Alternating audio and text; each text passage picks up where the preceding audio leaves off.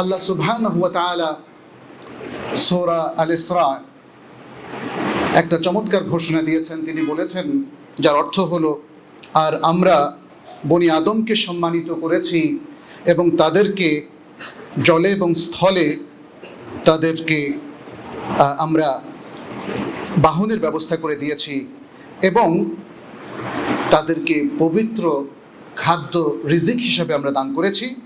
আর যাদেরকে আমরা সৃষ্টি করেছি তাদের মধ্য থেকে অনেক সৃষ্টির উপর তাদেরকে আমরা শ্রেষ্ঠত্ব দিয়েছি। আল্লাহ সুবহানাহু ওয়া তাআলা মানুষকে শ্রেষ্ঠত্ব দিয়েছেন তার আর সকল সৃষ্টি থেকে ভিন্নভাবে, সেটা হলো বিল আকল। আকলের মাধ্যমে তিনি মানুষকে অন্য সৃষ্টি থেকে ডিস্টিংগুইশ করেছেন। এবং আকল হলো সেই যন্ত্র এবং সেই উপকরণ যার মধ্য দিয়ে মানুষ ভালো মন্দের মধ্যে পার্থক্য করতে পারে, হক এবং বাতিলের মধ্যে পার্থক্য করতে পারে, সালাহ এবং ফাসাদের মধ্যে পার্থক্য করতে পারে, কিসে তার কল্যাণ রয়েছে এবং কিসে তার অকল্যাণ রয়েছে, কিসে তার ভালো রয়েছে এবং কিসে তার ক্ষতি রয়েছে, সেটাকে পার্থক্য করার জন্যই আল্লাহ সুবহানাহু ওয়া তাআলা আমাদেরকে আকল দিয়েছেন। আকল দিয়ে আল্লাহর বিরুদ্ধাচারণ করা হবে সেই জন্য আকল দেওয়া হয় না। আকল এই জন্য দেওয়া হয়নি যে মানুষ ক্ষতিকর কাজে এই আকল দিয়ে লিপ্ত হবে অথবা আল্লাহ বা তার রাসূলের বিরুদ্ধে অবস্থান নেবে, হকের বিরুদ্ধে অবস্থান নেবে, সে তার আকলকে কাজে লাগিয়ে। এই জন্য আল্লাহ সুবহানাহু ওয়া তাআলা আকল দেননি। অতএব পৃথিবীর সকল কল্যাণকে সে ধারণ করবে এবং সকল অকল্যাণকে সে প্রতিহত করবে। ইসলামের এটা মহান উদ্দেশ্য, সে উদ্দেশ্য প্রতিষ্ঠিত করার জন্য আকল দেওয়া হয়েছে। এজন্যে ইসলাম আকলের হেফাজত, the protection of human intellect, এটাকে ওয়ান অফ দ্য এসেনশিয়ালস হিসাবে ঘোষণা করেছে।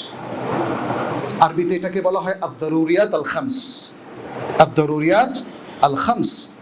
ইসলাম পাঁচটা জিনিসকে জগতের মানুষের জন্য সবচেয়ে জরুরি এবং এসেনশিয়াল হিসাবে ঘোষণা করেছে। প্রথমটা হলো হেফদুদ্দিন, দ্বীনের হেফাজত, the protection of religion of আল্লাহ আল ইসলাম। দ্বিতীয়টা হলো the protection of human life, মানুষের জীবনের সংরক্ষণ এবং হেফাজত। তৃতীয়টা হলো হেফদুল আকল, আকলের হেফাজত। আপনাকে আল্লাহ যদি যে বুদ্ধি বিবেকটা দিয়েছে, যে আকলটা আল্লাহ দিয়েছে, তার সংরক্ষণ যথাযথভাবে করা, এটা তৃতীয় এসেনশিয়াল এবং জরুরি বিষয়।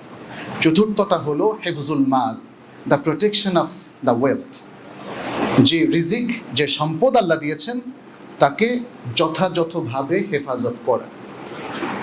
এবং পঞ্চম আর শেষটা হলো হেফদুন নাসল ওয়াল ইরদ, মানুষের যে বংশধারা আল্লাহ দিয়েছেন, আমাদের যে সন্তান সন্ততি, তাদেরকে হেফাজত করা, তাদের জন্মলাভের বিষয়টাও কেউ হেফাজত করা, যাতে তারা জেনা ব্যভিচারের পন্থায় জন্মলাভ না করে, যাতে তারা বৈধভাবে, বৈধ বিবাহের মাধ্যমে এবং চমৎকার সিস্টেমের মাধ্যমে মানুষের বংশধারা যাতে পৃথিবীতে চলতে থাকে, সেই জন্যে তিনি এই বংশধারার হেফাজতকে জরুরি বলে ঘোষণা করেছেন। এর পক্ষে কোরআন হাদিসের অসংখ্য দলিল আছে। এর মধ্যে তৃতীয় যে বিষয়টা আমরা লক্ষ্য করছি সেটি হলো হেফদুল আকল, মানুষের যে ইন্টেলেক্ট, আকল বা বুদ্ধি, সেটার হেফাজত। এই আকলটা আমাদের জন্য অত্যন্ত জরুরি একটা বিষয়। ইসলাম আকলকে গুরুত্বপূর্ণ কাজ দিয়েছে, ইসলাম আকলকে অ্যাক্টিভলি দেখতে চেয়েছে। এজন্য আকল যদি কারো ব্যাহত হয় তখন তার উপর থেকে তাকলিফ এবং দায়িত্ব, রেসপন্সিবিলিটি, রিলিজিয়াস রেসপন্সিবিলিটি উঠিয়ে নিয়েছে। এই জন্য বলা হয় আল আকলু মানাতুত তাকলিফ, আল আকলু মানাত আত তাকলিফ। অর্থাৎ পৃথিবীতে যত দায়িত্ব আল্লাহ মানুষের উপর ইম্পোজ করেছেন, অব্লিগেটরি করেছেন, সে দায়িত্বগুলো আকল সচল থাকলে বলবৎ হবে। আর কারো আকল নষ্ট হয়ে গেলে, সে বেহুশ হয়ে গেলে, অথবা সে আকল থেকে যে কোনোভাবে ডিটাচড হয়ে গেলে, তখন তার উপর আর কোনো তাকলিফ থাকবে না। যারা স্ট্রোকের রোগী, যাদের ব্রেন এখন আর কাজ করছে না, কিছু স্মরণ নেই, কাউকে চিনতে পারছেন না, তাদের কিন্তু সলাতও নেই, সিয়ামও নেই, এবং তার কাফারাও তাদের লাগবে না। এটা নিয়ে আমাদেরকে প্রায় জিজ্ঞেস করা হয়। যাই হোক, আমরা কেন আকল নিয়ে আজকে কথা বলছি,